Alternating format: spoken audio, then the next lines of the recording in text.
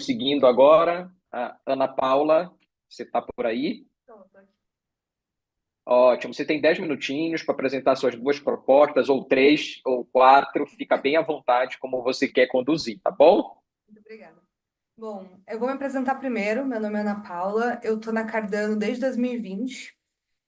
Já organizei um Cardano Summit em Curitiba com o Thiago Nunes, que vocês talvez conheçam. É, eu sou co-founder de startup, então eu tive uma plataforma de deploy voltada para desenvolvedores, que participou de uma aceleração da Cloudflare, que é uma big tech de infraestrutura, para explicar bem por cima. Ano passado, a gente ficou em segundo lugar no Product Hunt, que é onde as grandes empresas lançam seus produtos, né? Então, bastante experiência com lançamento, essas coisas todas. E eu trabalhei muito com a parte de divulgação para os desenvolvedores, né? Então, a gente fez palestras e coisas assim. Então, eu tenho bastante experiência nessa parte de como conversar com desenvolvedores, especialmente os mais jovens. E uma coisa que eu sinto muita falta na Cardano é essa coisa do ao vivo hoje em dia, né? Então, de chegar lá e ter uma palestra ao vivo para as pessoas poderem fazer um onboarding assim, não tão tecnológico, mas um onboarding bem amigável. Então, uma primeira experiência gostosa assim com a blockchain para a pessoa depois querer se envolver com isso, então querer ver um curso, alguma coisa assim. Então, minha primeira proposta, ela é um onboarding of college students in Brazil, que é o nome da proposta, né? Seria um ano de dar palestras, pelo menos 12 palestras em universidades, provavelmente mais palestras menores do que essas 12, né? Ou 12 grandes, ou talvez umas 24 menores, algo assim. E a ideia seria realmente fazer uma explicação de blockchain até criar uma Vesper, até, sabe, entender o que é uma wallet, entender tudo isso e captar esses leads. Porque uma coisa que eu aprendi com esses anos é que lead quente é uma coisa muito importante.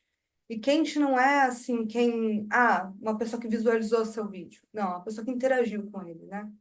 Então, no ao vivo, isso fica muito palpável, assim. Quem que está realmente curtindo, quem quer participar daquilo. Então, a proposta seria criar um grupo, provavelmente de WhatsApp, porque é o que a maioria do pessoal aqui no Brasil usa, né? E usar esse canal para divulgar todas as coisas que a gente tem rolando. Então, o Ático pode ir lá divulgar o curso dele, a Maria pode ir lá postar quando ela vai fazer uma live. Então, ter a comunidade podendo interagir com essas pessoas que estão agora entrando e precisam também de um guidance um pouquinho, né? Então, um pouquinho mais de direção. E a ideia seria realmente criar essa mini comunidade, assim, dessas pessoas jovens, desenvolvedores especialmente, que queiram participar da comunidade. 35 mil ADAs o budget desse, e eu tenho aí mais duas propostas, que são com a Maria, que elas vão para essa mesma área de educação. A segunda é para expandir o Lovelace Academy, né, especialmente no Instagram. Com esse tempo todo eu sou UX designer, né? Então eu tenho bastante facilidade em criar peças bem explicativas assim para social media.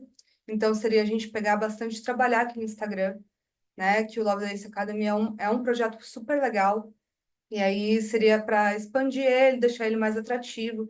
Inclusive, por exemplo, se eu tivesse dando as palestras também, a gente poderia divulgar ali o conteúdo. E a terceira proposta também é com a Maria, que seria um TikTok. Essa é um pouco mais arrojada.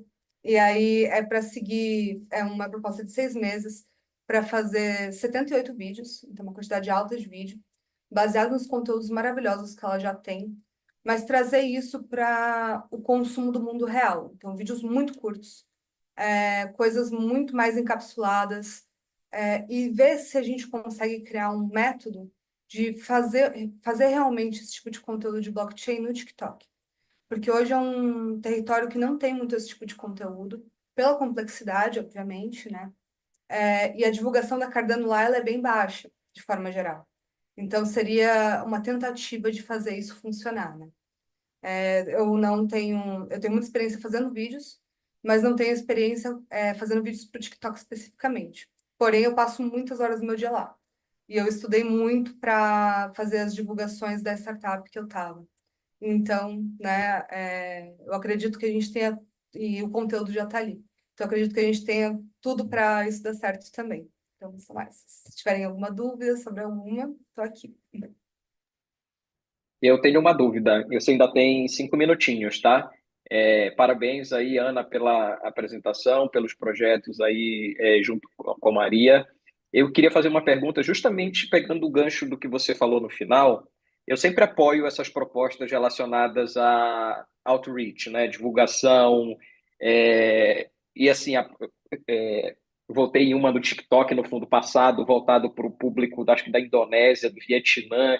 Os caras estão fazendo o maior sucesso por lá. A pergunta para você por que que é tão... Eu não sou consumidor de TikTok. Por que que é tão baixo o consumo de cripto dentro do TikTok? E assim, não sei se no Instagram também é baixo, mas assim, existe algum motivo pelo que você já estudou, já fez? Por que que é baixo? A complexidade e quem está explicando, geralmente. Todo o onboarding de criptomoeda, de forma geral, todo o onboarding de blockchain, ele é muito difícil, porque geralmente quem está explicando sabe muita coisa. Então, quando eu aprendi com uma pessoa muito inteligente. Então, para eu entender o que ela estava me falando, não foi simples, né? Não existe não é tão intuitivo quanto a gente acha que é. Você precisa desenhar, você precisa esquematizar, e você precisa fazer muito mais suave do que é hoje, para as pessoas poderem entender. Eu acho que esse é o principal desafio. Eu consigo chegar em vídeos que são muito elaborados, e são bons os vídeos, conteúdo bom mesmo. Só que eu entendo, mas agora se eu for mostrar para minha amiga, ela não entende. E aí o TikTok é massa. Hoje é entre 30 e 49 anos é o público principal do TikTok. Apesar do que a gente pensa, né? Não, são pessoas mais novas, não. Elas já são pessoas com vontade de investir, por exemplo, com vontade de conhecer novas tecnologias, mas é realmente é uma curva complicada, assim, essa curva do ensino. É a mesma coisa com o onboarding, né?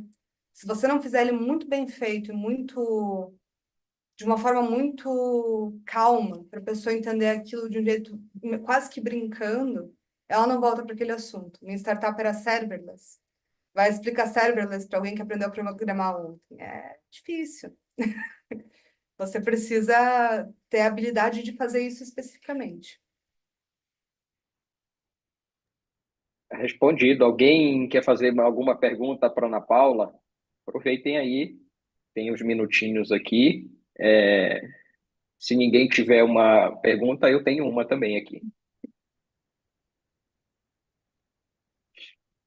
Não? Eu vou fazer minha pergunta então, Ana. É com relação àquela primeira proposta voltada para os estudantes, né? Isso. Eu vi que a ideia é fazer em 3 cidades, né? Isso daí. É necessário a pessoa ter algum conhecimento básico de programação, ser da área de ciência da computação? Explica um pouquinho mais aí, porque isso realmente é uma barreira de entrada, pode ser uma barreira de entrada ou não para esses cursos. A ideia é que não. A ideia é que eu vou criar uma palestra que eu possa apresentar assim para qualquer pessoa de qualquer área e a pessoa vai entender. É isso que eu quero. Até porque eu quero muito explicar para os meus próprios amigos o que eu faço da vida, né? E isso é muito difícil quando eles não conseguem, né, ter um contato primeiro com isso aí. Então, seria para pessoas que não sabem absolutamente nada, focado em desenvolvedores, porque eu tenho facilidade de me comunicar com eles, e porque é uma coisa que a comunidade está precisando muito, né? Todo mundo sempre me diz que a Cardano precisa de mais desenvolvedores, precisa de mais desenvolvedores. E aí, isso seria uma forma de trazer esses desenvolvedores ao vivo, né? O ao vivo, assim, a experiência ao vivo, eu acho que ela traz para você uma memória muito mais afetiva e muito mais duradoura do que quando a gente tem o primeiro contato online. Porque depois que você tem o primeiro contato ao vivo, você pegou a pessoa, que é o nosso lead, né? Aí depois, para mostrar os cursos, a pessoa já vai estar querendo, ela já vai estar procurando esse tipo de coisa.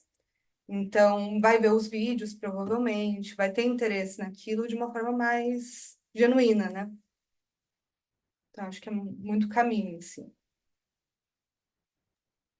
Excelente. Obrigado, Ana Paula, Tá. pela apresentação das propostas. Você falou algo muito interessante, que nós fizemos um evento no México, como você falou, e foi para 400 estudantes, né? Foram um evento de 2 dias, 200 em uma universidade e 200 pessoas numa outra universidade. E eu apresentei, né, uma palestra apresentando sobre a Cardano, tudo, e fiz o onboarding das pessoas que estavam lá. Tinham 190 pessoas na sala.